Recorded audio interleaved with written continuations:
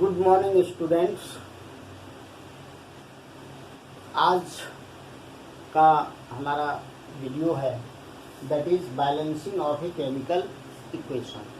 Generally balancing of a chemical equations बहुत ही आसान है और बैलेंस जैसे बीम बैलेंस हो, बैलेंस के बाद दोनों तरफ मास अगर बराबर हो जाते हैं तो बैलेंस होता है, वो तो बैलेंस उसको हम मानते हैं। तो इस तरह से कोई केमिकल इक्वेशन है वह बैलेंस कैसे होगा, किन किन मेथड से हम उसको बैलेंस कर सकते हैं और बैलेंस्ड केमिकल इक्वेशन का मीनिंग क्या हुआ। बैलेंस्ड केमिकल इक्वेशंस में number of atoms of each elements, number of atoms of each element in each elements remains same रहते हैं on both the sides of the equation, on both sides of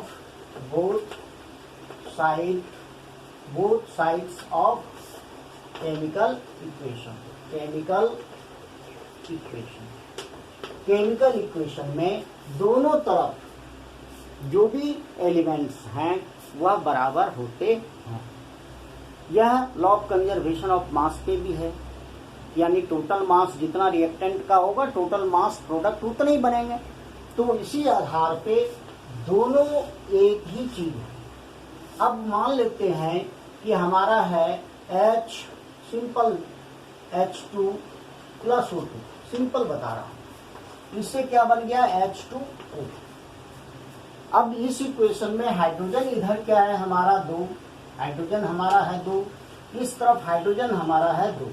ये तो same number of atoms होंगे।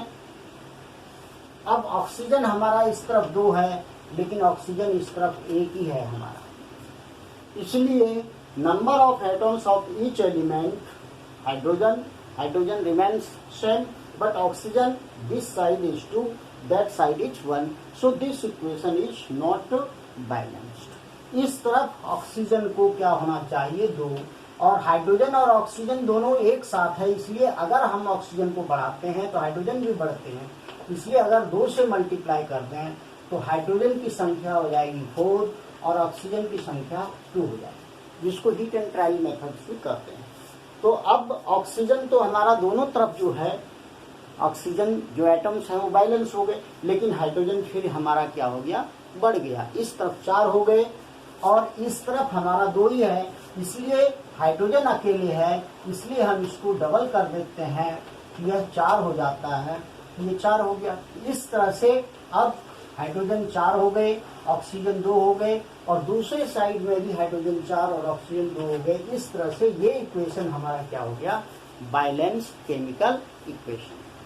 ये हम इसको heat and trial method भी करते हैं, हीट एंड ट्रायल मेथड। तो इस तरह से हम फर्स्ट मेथड हमारा यही है जो कि जनरल मेथड है और जो 10th में क्लास 10th में केमिस्ट्री में यूज किए जाते हैं।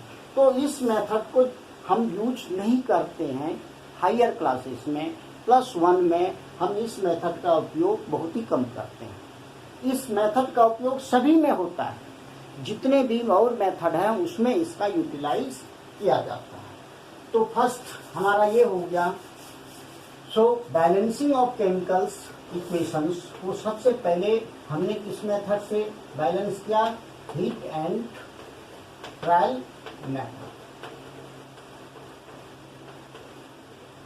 हीट एंड एरर मेथड ये भी कह सकते हैं। दूसरा मेथड है जो कि इंपॉर्टेंट है, that is partial equation method, partial equation method. इस मेथड से हम इसको बैलेंस करते हैं। तीसरा मेथड है oxidation number method, oxidation number method. Oxidation number निकालकर उस ऑक्सीडेशन नंबर को बराबर करते हैं और उसके बाद उसको हम फिर बैलेंस करते हैं। तीसरे केस में ऑक्सीडेशन हो गया और लास्ट है हमारा ये ion electron method, ion electron method. इस मेथड में हम जो इक्वेशन यूज करते हैं उस इक्वेशन को पार्ट्स बना देते हैं, ऑक्सीडेशन और रिडक्शंस। अब दोनों को अलग अलग करके बैलेंस करते हैं, फिर दोनों को जोड़ करके ओवरऑल इक्वेशंस को हम निकालते हैं जो कि बैलेंस्ड होते हैं। तो इस दो मेथड को तो मैं बाद में बताऊंगा, क्योंकि ये दोनों मेथड्स हमारा वॉल्यूम 2 में आते हैं, जो रेडॉक्स केमिकल रिएक्शन में यूज होते हैं। अब ये पार्शियल इक्वेशन मेथड, इसका इम्पोर्टेंस अधिक है, ये तो मैंने बता ही दिया शुरू में। अब पार्शियल इक्वेशन मेथड्स में हम दो एग्जाम्पल्स को लेते हैं। पार्शियल इक्वेशन मेथड्स में एक एग्जाम्पल अगर हम ले लेते हैं, जैसे मान लेते हैं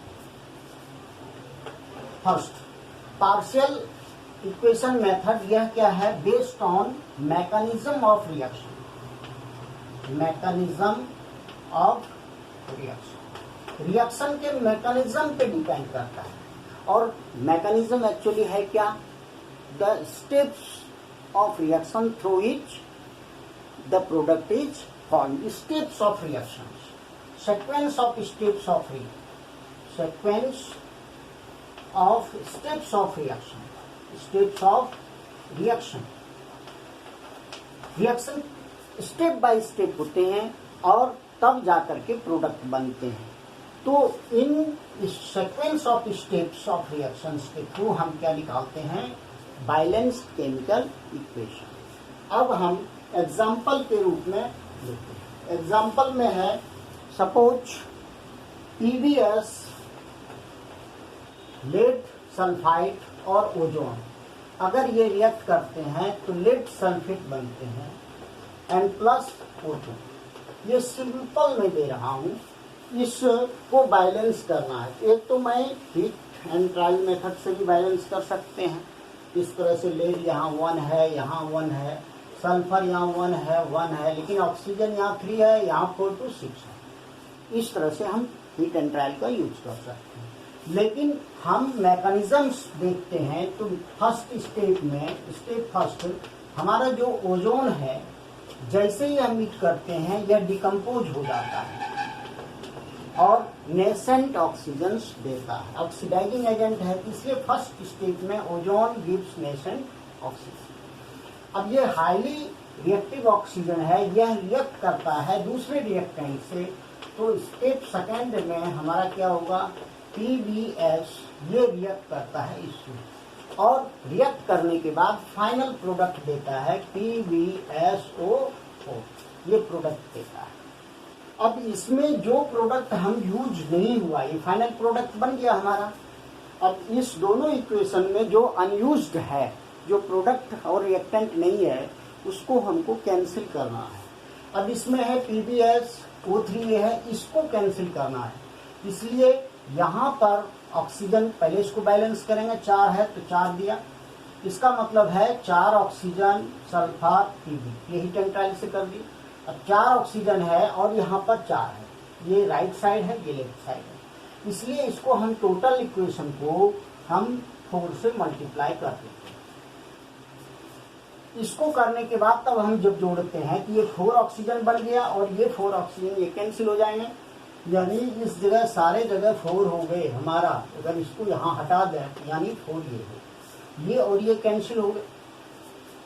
और अब हम इसको जोड़ते हैं तो PbS और ये बच गया 4O3 और ये हो गया PbSO4 और यहाँ पर ऑक्सीजन कितने हुए, 4O2। ये हमारा क्या है, बैलेंस्ड इक्वेशन। बैलेंस्ड इक्वेशन है हमारा, इसको बैलेंस करने की जरूरत नहीं है।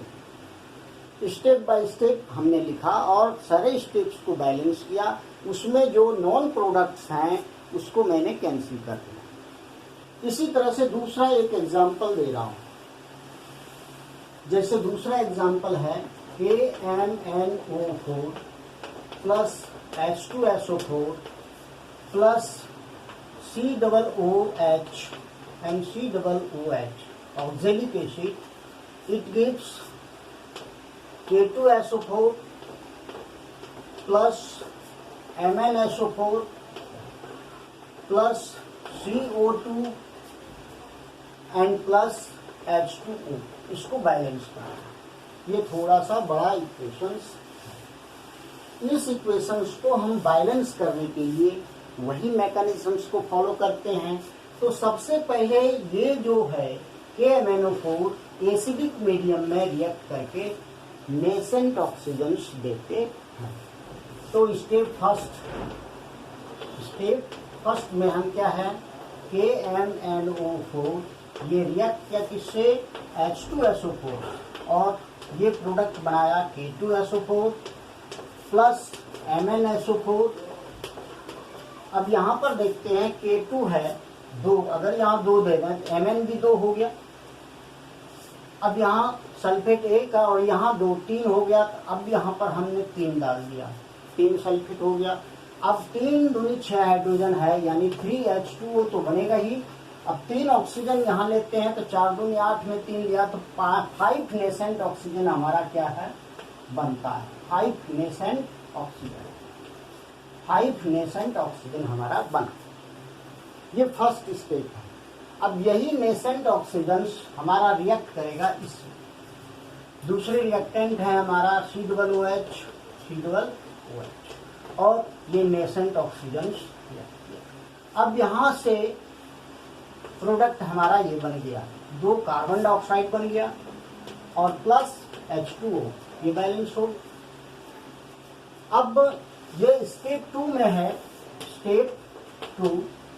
अब ये हमारा कार्बन डाइऑक्साइड प्रोडक्ट बन गया, रिएक्शन यहीं स्टॉप हो गई। और अब हम इसको कैंसिल करेंगे कि ये हमारा है, ये भी है, ये भी है, ये एक्स्ट्रा है।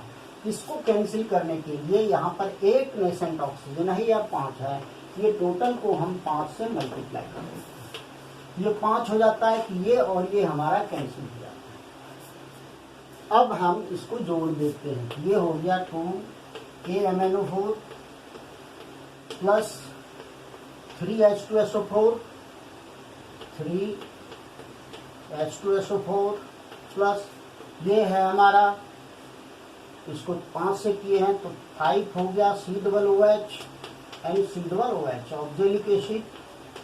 अब इधर क्या बचता है हमारा, K2SO4 प्लस 2MnSO4, ये हुआ। इसके बाद 3 वाटर यहाँ पर है और 5 वाटर यहाँ पर है, 8 वाटर हो गया। कार्बन डाइऑक्साइड हो गया 5 दूनी 10, तो 10 कार्बन डाइऑक्साइड हो गया। और वाटर कितने हो गए, 3 और यहाँ 5, यानी कितना हो गया, 8 मॉलिक्यूल्स ऑफ। ये इक्वेशन हमारा क्या हो गया, balanced chemical equation. This is the overall equation that gives balanced chemical equation.